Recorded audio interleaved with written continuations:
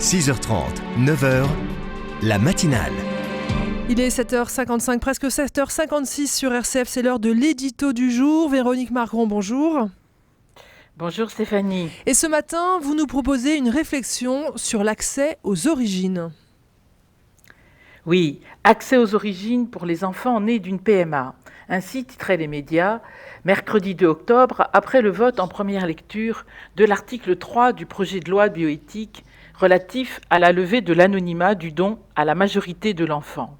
Ceci afin qu'il ait accès à des données non identifiantes, telles les motivations du donneur, sa situation professionnelle, ses caractéristiques physiques et, le cas échéant, son identité. Mais qu'est-ce que les origines ? La lecture biblique, pourtant bien décalée par rapport à notre sujet, nous éclaire. En effet, les récits de création du livre de la Genèse racontent en creux la distinction entre origine et commencement. Aux origines, un geste de Dieu qui fit sortir le monde du chaos, qui fit l'humain de son souffle et de la terre. Aux origines, alors, une alliance pour toujours entre Dieu et l'humain. Puis les commencements, quand l'homme et la femme posent leur liberté et construisent une histoire de violence, de mensonges, de guerre, mais aussi de paix, de dons, de beauté, d'art d'aimer. Serais-je en train de m'égarer loin du sujet ?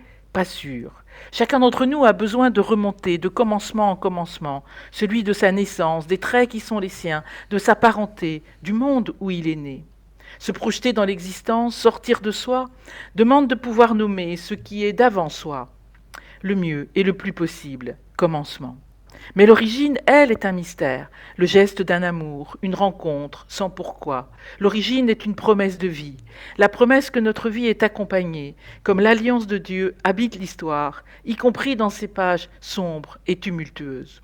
L'origine n'est pas dans le passé, elle est de tous nos temps, quand les commencements furent déjà bien douloureux, car les drames n'attendent malheureusement pas le nombre des années, la promesse pourtant demeure.